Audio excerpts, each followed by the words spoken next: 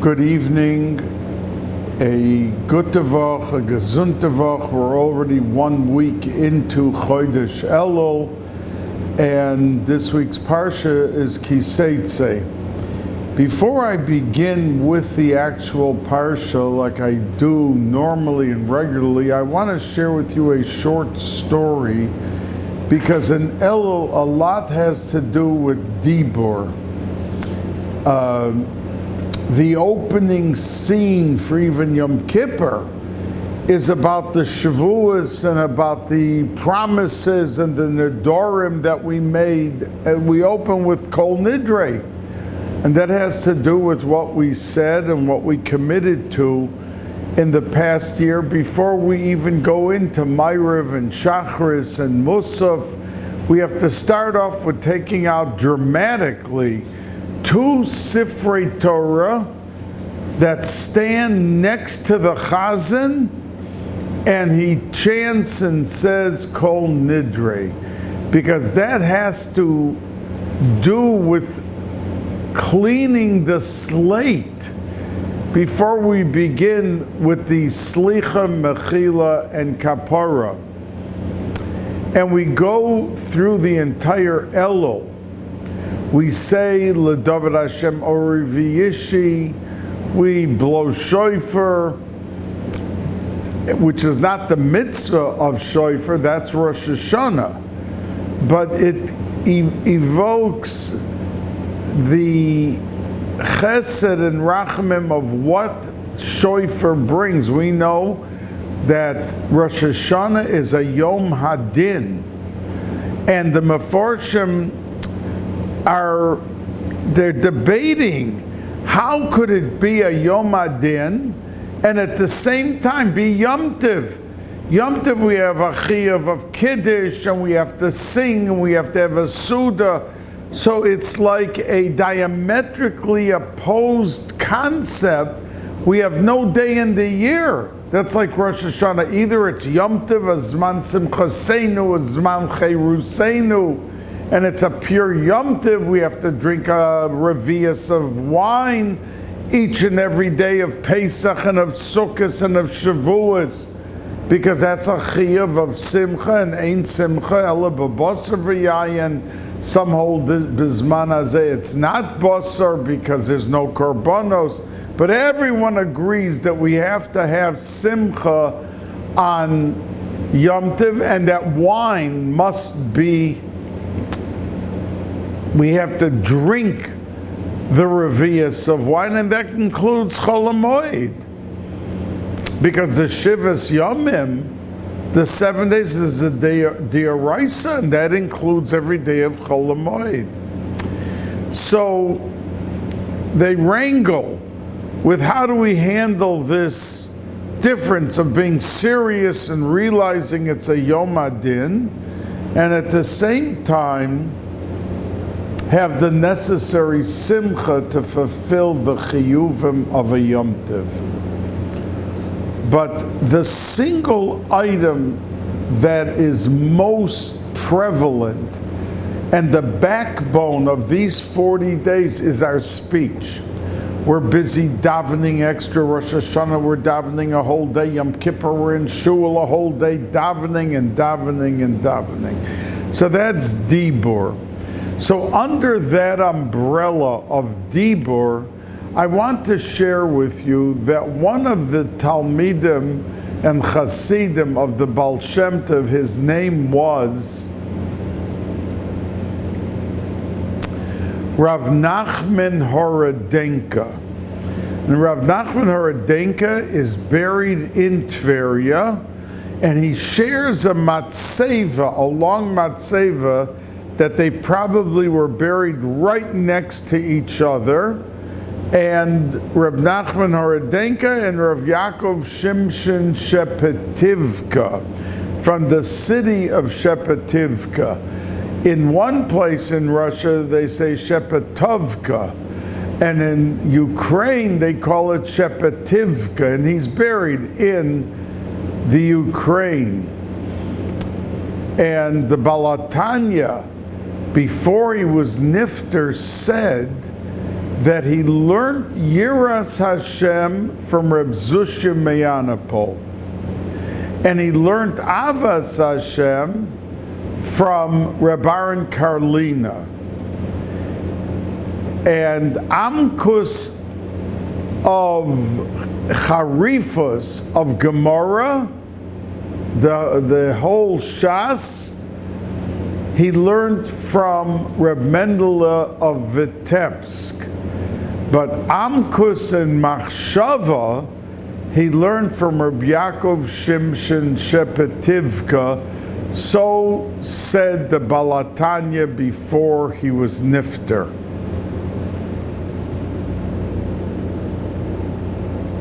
So this Reb Nachman Horodhenko was buried right next to Reb Yaakov Shimshon of Shepetivka. Now, when he was still a bocher, he took a trip to Constantinople. We know that Istanbul today was called originally Constantinople.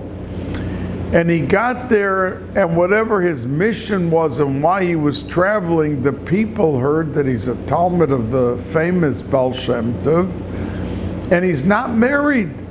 So some of the Balabatim had daughters, they wanted to do a shidduch, and at the end he did a shidduch with one of the girls, one of the young ladies from Constantinople. And the day came for the chasna. And the chuppah took place, and then, as halacha requires, that they have to go into a room with the kala, the chosin kala alone, and whether they have to remain there for 6 minutes alone and no one could walk in or walk out, not they and not the photographer and not anyone. Some hold it 7 minutes, some hold it 8 minutes, 9 minutes, different opinions in halacha. And the Rosh Yeshiva, Rav Yaakov, held one time, Rav Moshe held a minute shorter, but that is a halacha, and the chuppah to be validated is required, the yichud is required. It's not just that they go in to break their fast and that they spend a few minutes together, but it's actually halacha. And if chas v'sholom someone gets married and they have no yichud, so according to most, the chuppah was not valid. So they're not really legally, according to halacha, married. So this chosin kala, the Reb Nachman Horodhenko went with his kala into yichud, and in the middle he left. So the kala thought he was going to the washroom or whatever because it was too soon, and that he would probably come back and finish the yichud. But he never came back. And the chasana was throwing mesimcha la'evel. Where's the chosin? We can't dance before we find the chosin. So the entire wedding of all those who were assembled broke out into groups looking for the chosin. Was he kidnapped? Did he run away? What happened? But they never found him. So the parents of the kala and the kala went home, mamish tzebrochen, that they were here for a festive celebration of the chuppah, and the chosin's not here. So they went home, mamish, in a state of tragedy. 5 months later, they got a message and someone told them that chosin is back in Mezhebush with his Rebbe, the Baal Shem Tov.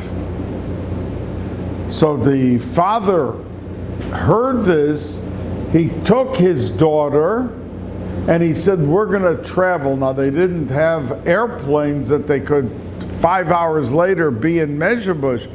It took them 6 weeks till they were in Mezhebush.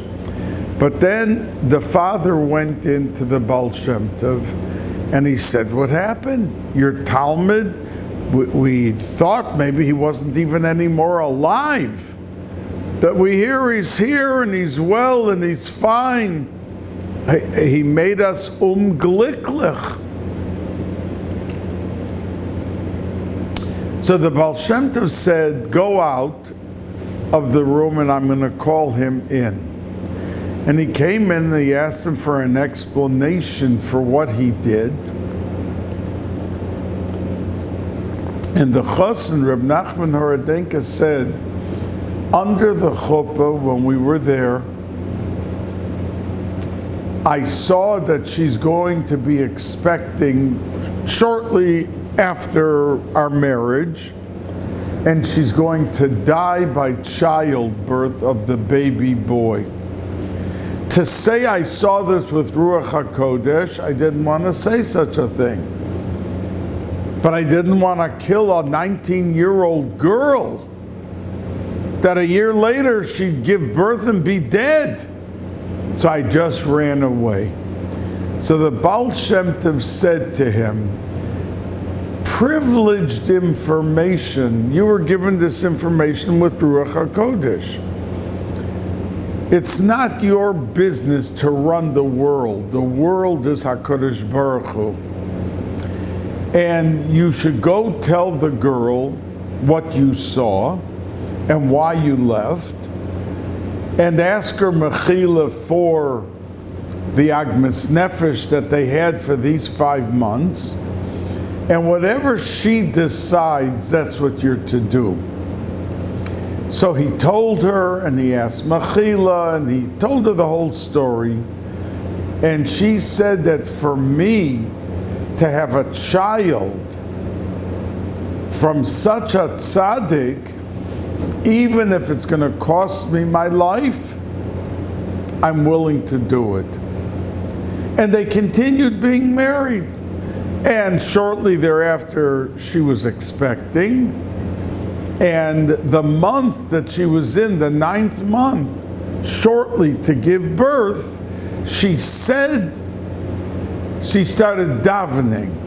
HaKadosh Baruch Hu, I know I accepted that by childbirth I will die. And I'm asking, but I'm asking one chesed. Could you allow me to live just to the bris? 8 days. So I should be there alive and well at the bris, and I'll die after. And she started every day of the 9 months to beg and ask, just let me live till the bris. And when she gave birth, she didn't die. She lived to the bris, and they gave the baby a name Simcha, and then she died. And Rav Nachman Horadenka said, it's a terrible tragedy what just happened, because the minute that she heard from Reb Nachman Horadenka why he ran away and what was doing, they tore up the Gezerah in Shamayim. She didn't have to die. But she started davening with such fervency, just let me live till the bris. HaKadosh Baruch Hu, I'm begging you, let me live just to the bris. So her tefillah, her begging worked, and she lived to the bris, and then she died. Said Reb Nachman Horadenka, had she not said anything, she never would have died. She would have continued with Arichas Yomim. So Odol, the daughter of the Baal Shem Tov, who was the mother of the Degel Machane Ephraim, Reb Moshe Chaim Ephraim, and of Reb Baruch Mimezhebush, and a daughter named Fega. So Fega went over to Reb Nachman Horadenka and said, what are you going to do now? Your wife was just nifter. What are you going to do with the baby? You don't know how to bring up a baby. Let him stay with me. I'll take care of him and bring him up. And you come every day to visit him. It's your son. So Simcha lived in the house of Adol and grew up, and at the end married the daughter of Adol, Fega. And when they had their first child, they named him Nachman, because Reb Nachman Horodenka passed away. And that baby became Reb Nachman of Breslov.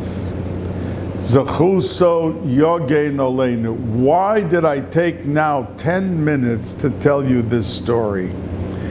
Because I wanted to pick an item that would be an eye-opener to what you say and wish.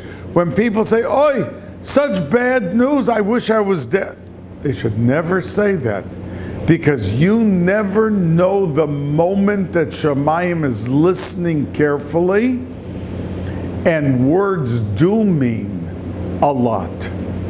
So a person has to be very careful what he wishes for and what he says.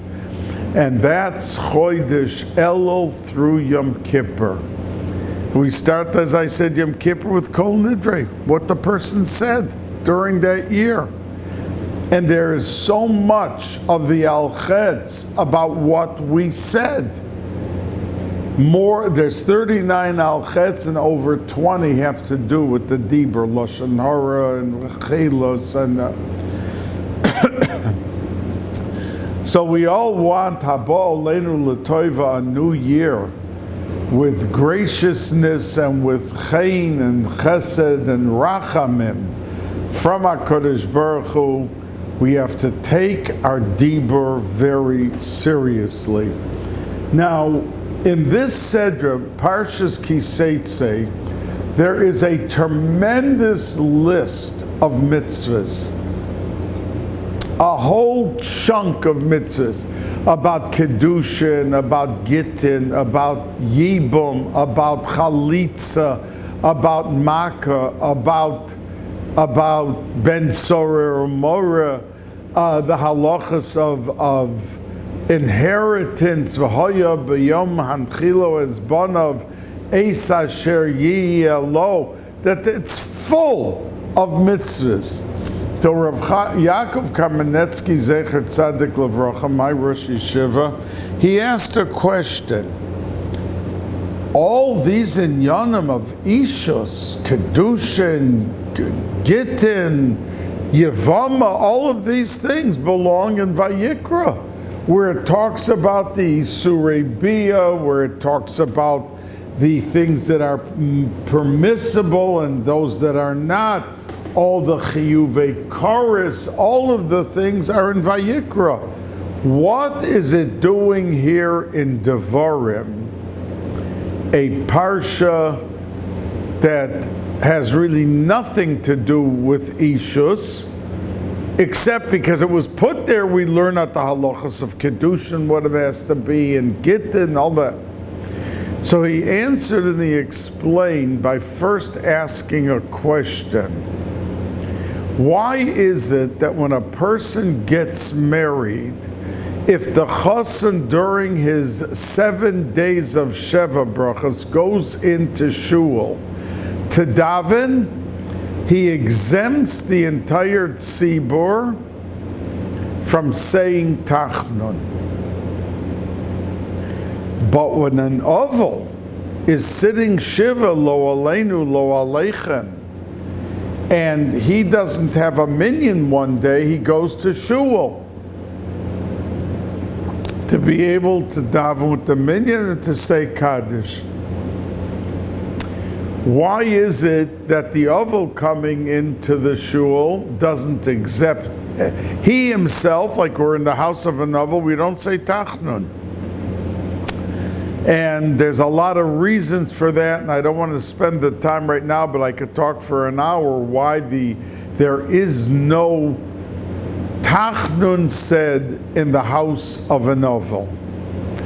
But when the chassan comes in, he exempts everyone from saying Tachnun, but the Oval only himself, he doesn't say Tachnun, but everybody else has to say Tachnun. So to this question, the Rosh Yeshiva answered and said that the Oval has a tragedy, but it pertains to he himself. If his mother died, his father died, it's not a tragedy of Klal Yisrael, it's a tragedy in terms of, you died, it's sad, but it doesn't affect the tzibur.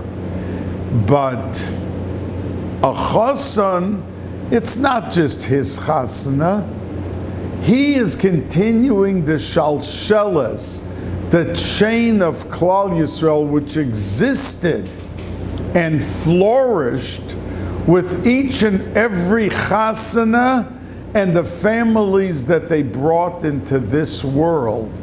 So it enriched the backbone of the existence of the entire Klal Yisrael.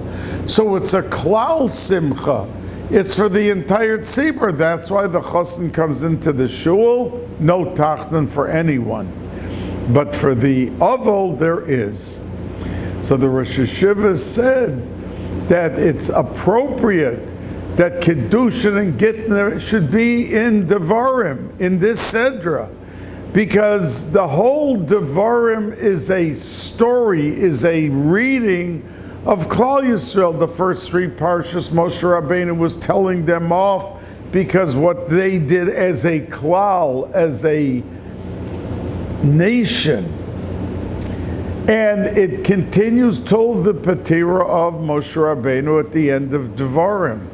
So it is very befitting that these inyanim of Ishus belong in Devarim, because it's from beginning to end a reading of a link of Klal Yisrael and how it affects Klal Yisrael from the Musar and from everything at the beginning that Moshe Rabbeinu said, and the Hemshech throughout, how it affects an entire Klal Yisrael.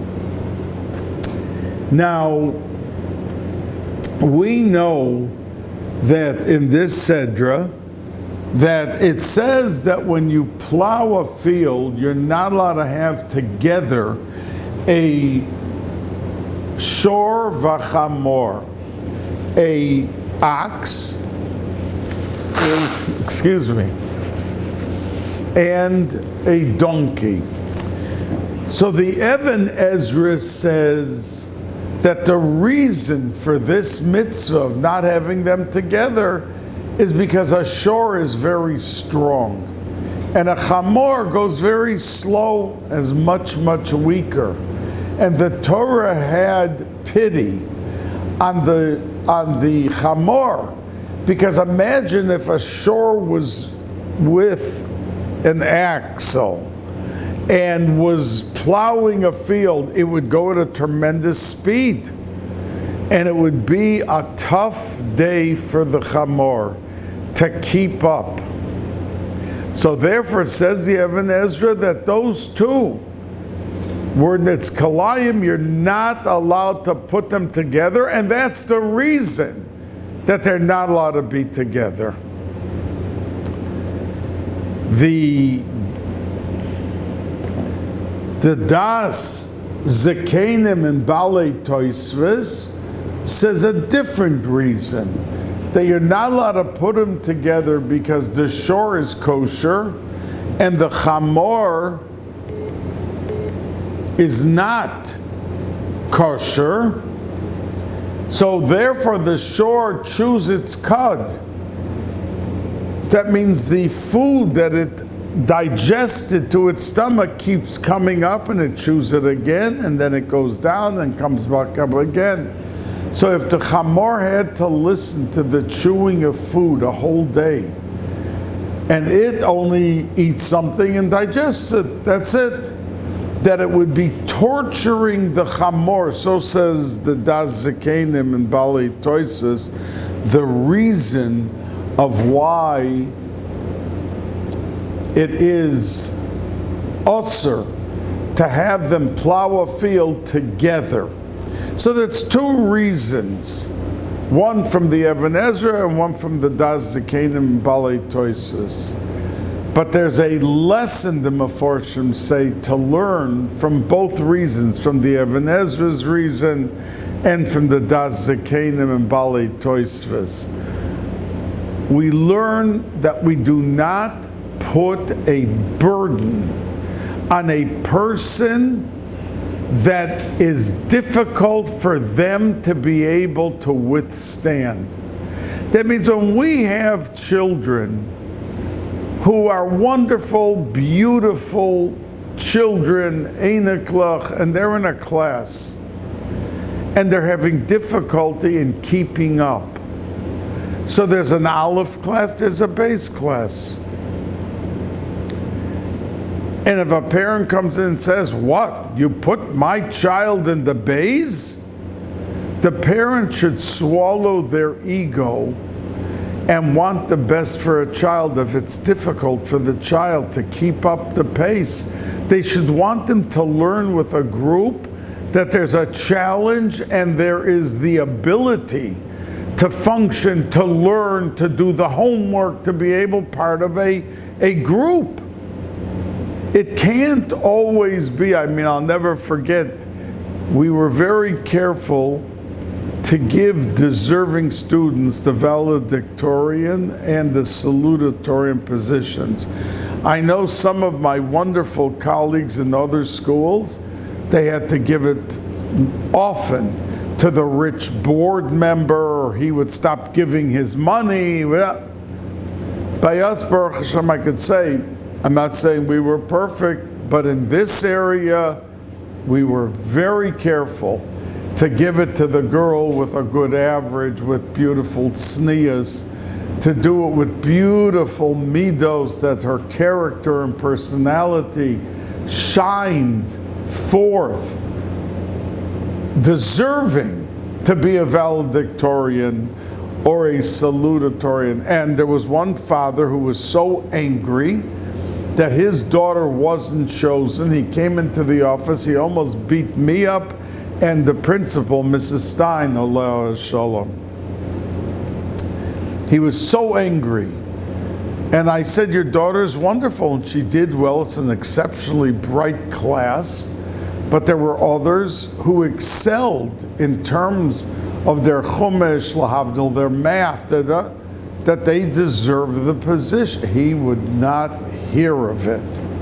So we sometimes have to humble ourselves or put down our egos and be clear thinking what is best for our child.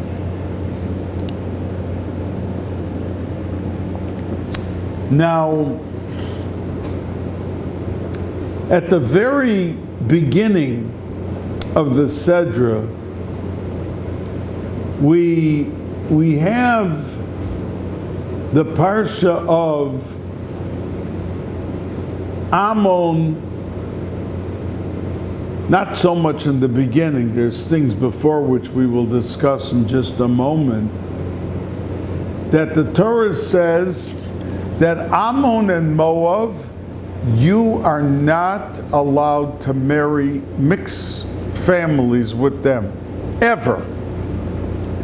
And right away, the pasuk says, but to marry an Egyptian, after 3 generations after they left Mitzrayim, you're allowed to marry. Now the reason given for Ammon and Moab, that they didn't want to sell you bread and water. So it tells us that the genes is rotten. Who wouldn't, if you're being paid and you have natural resources and so much of it, want to give a person who wants to buy some water and to buy some bread?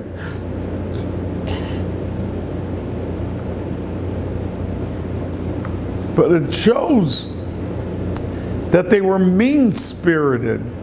Mean-spirited we don't want to become part of ever.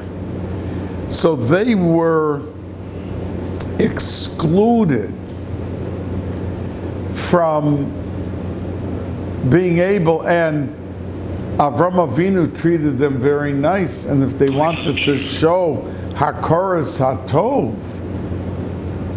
they should have sold it when Moshe Rabbeinu sent the message, but they said, don't you dare step near, we'll come out and fight you and stop you and do everything. So the question is that Ammon and Moab, okay, they weren't nice and it wasn't proper behavior, but the Mitzrayim, they killed 30,000 babies and they beat the people to bloodiness. Then they should be allowed to, Klal Yisrael, to marry them after 3 generations? And that is the answer, because if someone lacks Hakoras Hatov, there's something at the root of the person that's rotten. There is something so degenerate, so bad with the person. The Mitzrayim were following orders. They were in a different realm. So after 3 generations, as mean as they were and as tough as they were to Klal Yisrael, after 3 generations we can allow you to marry them, but not Ammon and Moab. Now the Ramban asks a question. They had man in the desert. What was this business of asking for bread and water? They had bread and water. The bear of Miriam traveled everywhere they went. And they had bread every single day. The mun came down. They wanted it to taste like bread. It could have been 6 grain, 12 grain. It could have been anything they wanted. So what do you mean they had to go to Ammon and Moab and ask them for bread and water? So the Ramban says, interestingly, that in the last year in the Midbar, they were buying things from Goyim along the way for luxury. They had the mon, and they had whatever they needed and whatever they wanted. But they maybe wanted a live piece. The Ramban says this. Take a look. That they wanted a piece of cake that they could see the cake, or the bottle of soda, to be able to taste it and to feel that it's right there. So it was in that year, that last year in the Midbar, while they were enjoying outside things, they wanted to taste the bread, how it tasted of these people, and drink the water other than the well of Miriam, which was terrific and fresh and traveled with them everywhere. But it wasn't enough for them. And that's when we get into the world of luxury. We sometimes don't know where to put the brakes on. The guy inherited $5 million. He's pouring the champagne all over his head. He never had such money in his life. And now he was going to go out and buy 20 suits in one day and wear every day something else, a new pair of shoes. He doesn't know how to handle the gift of money. They go crazy. That's what happened, says the Ramban, to Klal Yisrael in that last year. That they wanted the outside luxuries with having everything they needed. And that was the price that they paid. But still, once they were turned down, they were never allowed to marry there because they lacked the basic Hakoras Hatov of Avram Avinu and what he did for them. Now, we have the mitzvah of Sorer Umorer. which is, the Gemara even says there's an opinion it never happened. The Gemara in Sanhedrin says, Surah Mora never happened. Why? Because the requirements to put a young boy into that category of a death penalty. For instance, the pasuk says that when the father and mother brought him to Beis Din, because he was stealing from them, and he was busy drinking wine, and he was busy eating excessive meat and everything, and he's put to death. And Rashi, everyone says it, the Gemara says it, Al Shem Ha'osid. That means even though now he was not guilty of the death penalty and deserved it, but since he was going to become a menace to society that we recognize with his behavior as a youngster, that we put him to death now. But when the father and mother come to the Beis Din, it says, Einenu, they have to say, Einenu shomea b'kolenu. He doesn't listen to our voice. Now the word b'kolenu is a singular. In other words, the nu makes it plural, that it's talking about the father and mother.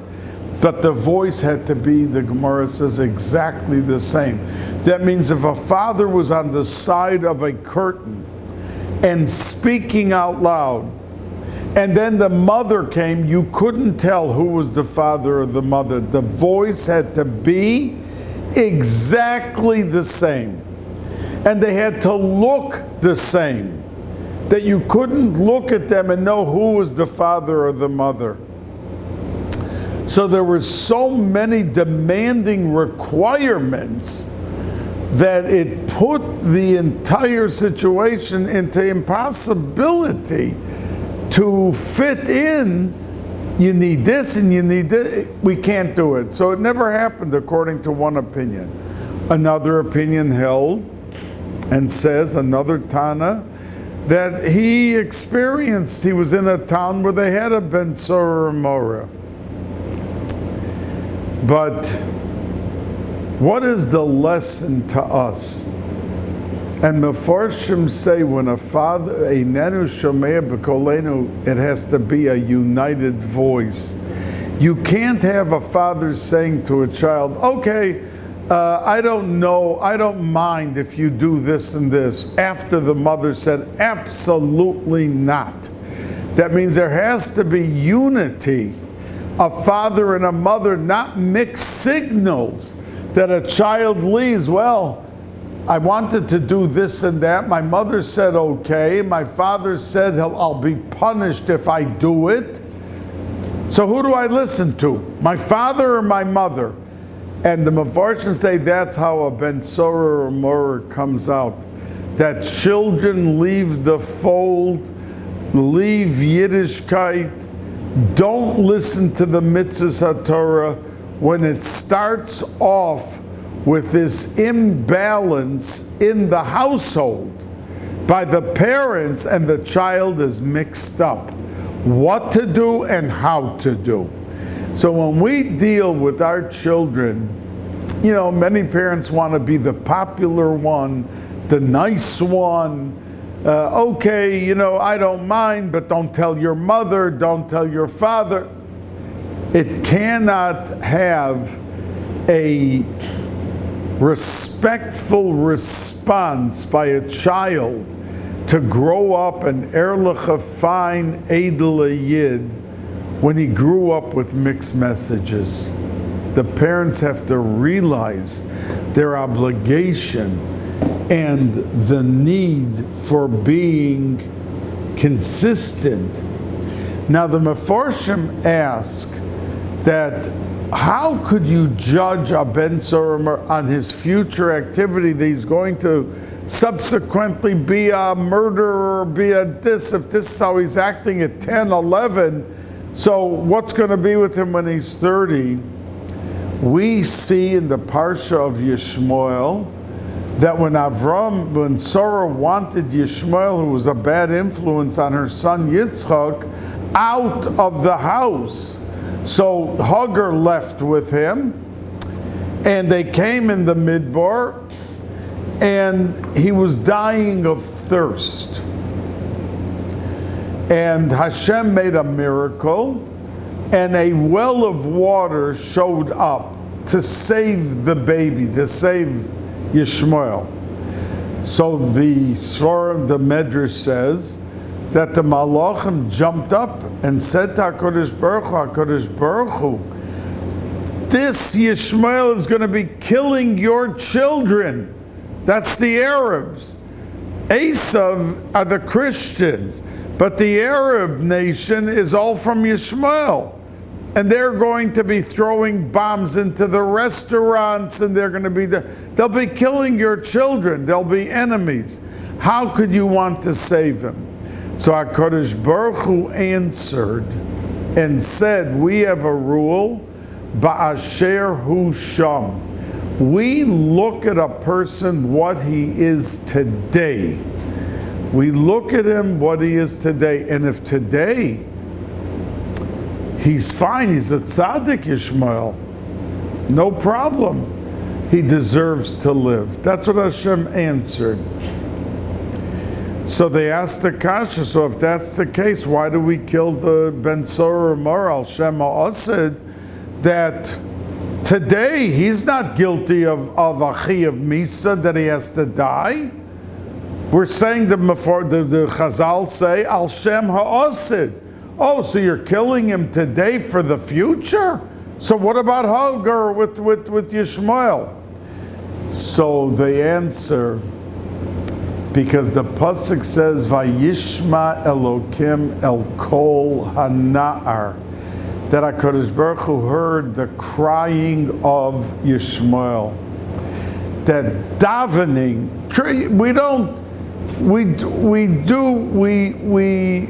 we judge a person as they are today. And really we could judge them al Shem Ha'asid. That's why we kill the Ben Sorah Mora. And really that would be the reason not to save Yishmael. But tefillah can change everything. And I always say to you that there is nothing that tzedakah and the tefillah, that the tefillah can break any gezerah it could save. And the Gemara says that there were two people, the Gemara says that there were two people that were deathly ill. And it was a matter of time, a week, a month, and they would both die. And they were guilty of a crime that they had to be put to death for. That was their verdict. But meantime, they were so sick, so they decided, let's wait. What do we have to publicly kill them? Let's just wait the week, and they're both going to die. And the Gemara says that one stood out of the bed and lived a long time afterwards, was healthy and fine. And the other one died in the bed. So the Gemara asks, why did this one die and this one? They were both in the same category. And the Gemara answers, because one davened with full kavana, and the other one davened, but no kavana. The Gemara says this. So we see the koyach hatfilah, that the samach mem comes to us while we are davening, and gives us every machshava zara about the meeting that they're going to after davening, what to say and how to handle it, and the shopping they have to do, that they have to stop at this store. They're busy thinking about this during the davening. But if they would really take the davening the way they're supposed to daven each and every word, and it says in Svarim that when someone davens each word and has some kavanah with it, HaKadosh Baruch Hu kisses every word. The people who zip through, that they go through the davening, like, yeah, let's get it over with, let's polish it off. What are you taking so long that you can even barely get the words out of your mouth? What's the rush? You have a schus to be talking to HaKadosh Baruch Hu, and it can wipe out any bad gzeira over you. Think about the words that was with Hagar and Yishmael. He taka al Shem Ha'asad should have died. But Vayishmael Elokim es kol hana'ar, that there was a sincere crying, begging for his life to get some water. Hashem judged him at that moment, not al Shem Ha'asad. So we have to realize what's worthy and what, and I always give you the example on Tisha B'Av, the halacha is that a person does a shidduch, they have to say right there on Tisha B'Av, Mazel Tov. So the Yerushalmi, the Meforshim asked, well, on Tisha B'Av, it's such a day of mourning and Avelus, why not wait till the next day? So the Shulchan Aruch answers and says, Shemi Yekad Menu Acher. Maybe somebody else will grab the shidduch away from you. So Yerushalmi asked, but it says 40 days before a person is born, they call out who's going to marry whom. So what do you mean somebody else could come and grab the shidduch? It's already decided in heaven.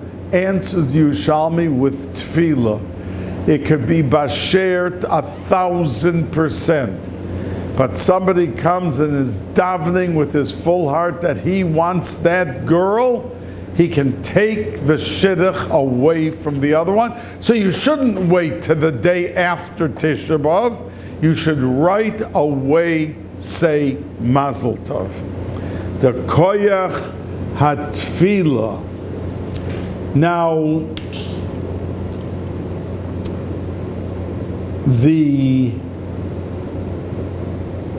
we know that in this parsha you have the parsha of Shiluach Hakan, which basically is you come across a nest and there are many chicks inside the nest and the mother bird is there. So we have to have Rachmanas on the mother, and we cannot take the nest without first sending away the mother. And when the mother leaves, they could take the others, the children. It's a midah of Rachmanas and Chesed.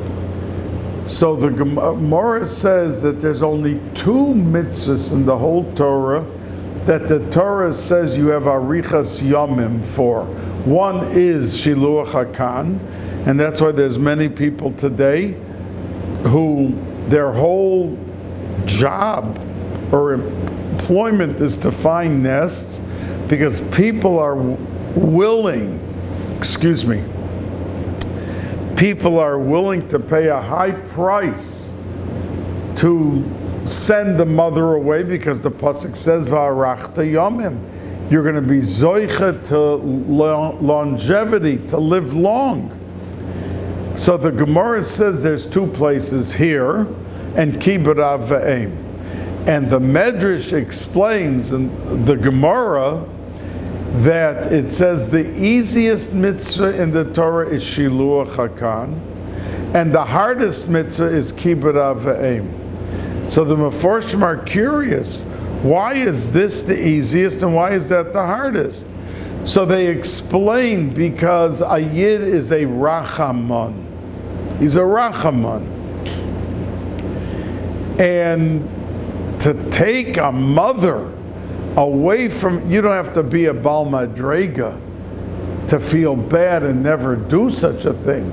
So to be Makayim, this mitzvah of Shiluach HaKan, is easy because it's pure chesed. And that's what a Yid is. A Bal Chesed, a Bal Rachaman. So that's Shiluach HaKan. But parents, there is the Mefarshim say, we love our mother, we love our father, and when we stop for a moment, we realize that when we were coughing 2 o'clock in the morning, who jumps out of bed to see if we're okay? It's a father, it's a mother. and who prepares a warm meal and clean clothes for the morning to go to yeshiva and then come home for dinner, that we're taken care of all the years.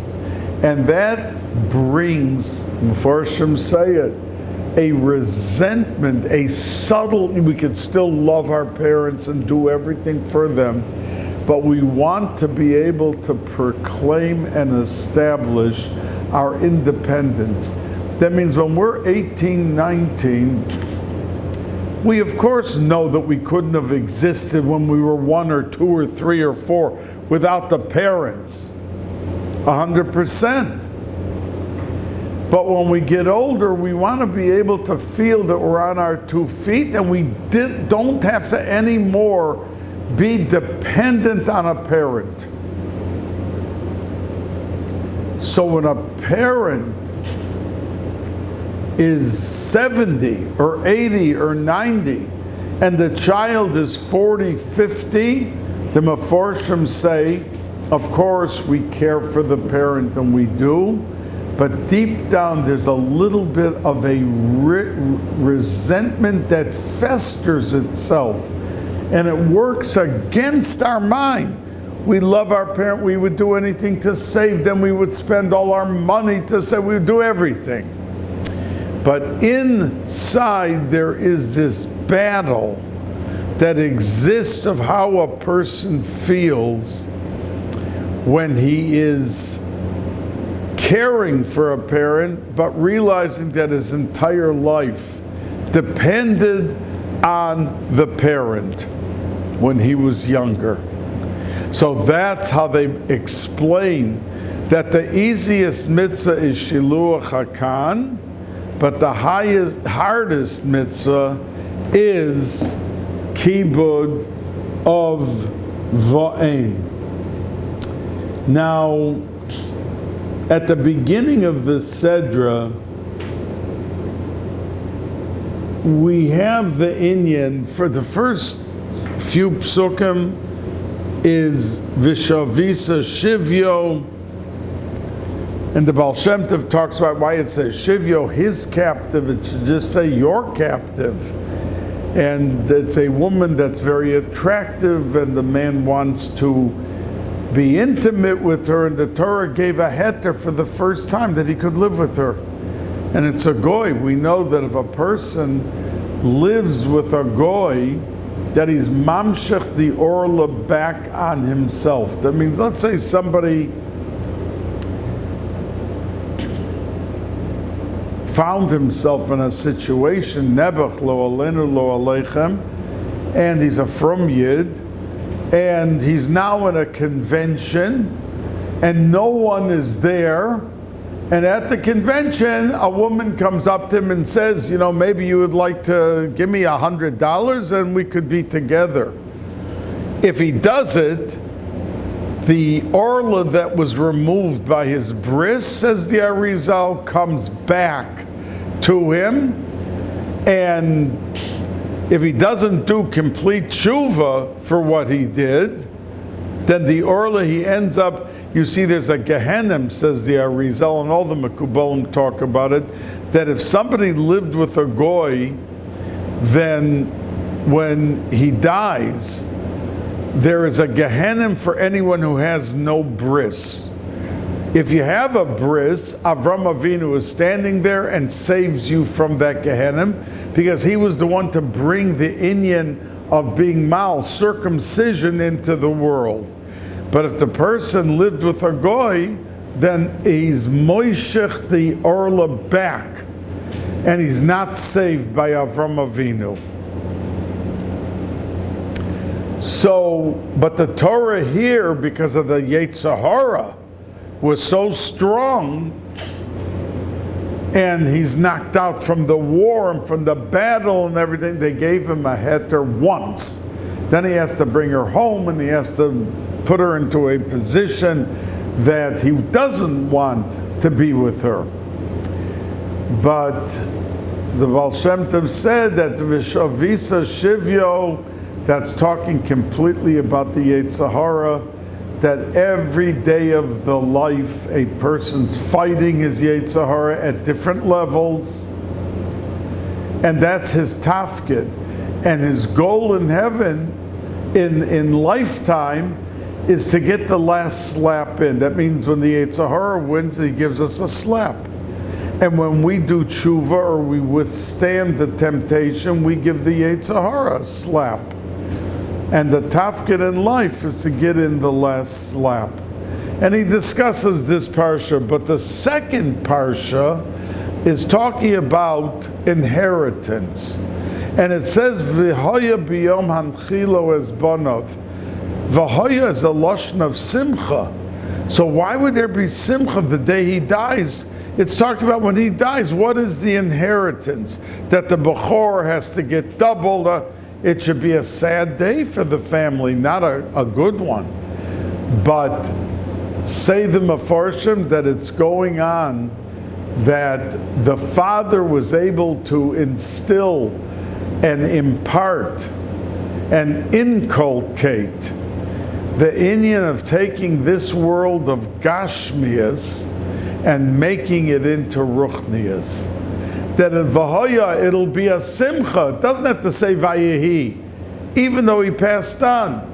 Because Biyom Anchilo as Banav Esa Sher Yiyalo, all of the Yiddishkeit that he possessed, he was successful in giving it over to his children.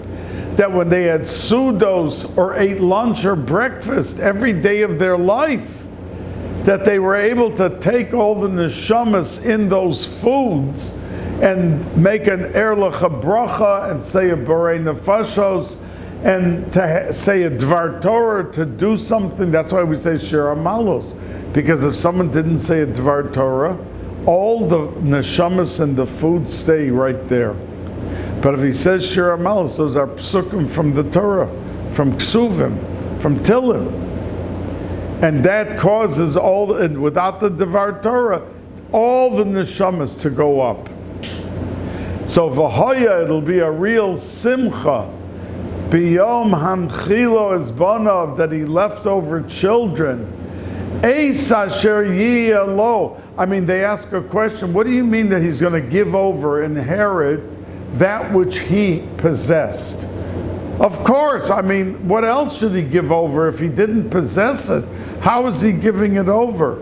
So the Mefarshim say, because it's not talking about the physical item. It's Eis Asher Yiyalo, that was his whole life of Avodas HaKodesh. He was able to successfully give it over to children and grandchildren as a shining example of how we eat and how we deal with davening and how we deal with talking to a person and how we give tzedakah. That's v'hoya, a simcha, and that's why we don't have to say vayehi. A gutavach, a gezuntavach, and a mazel dikavach.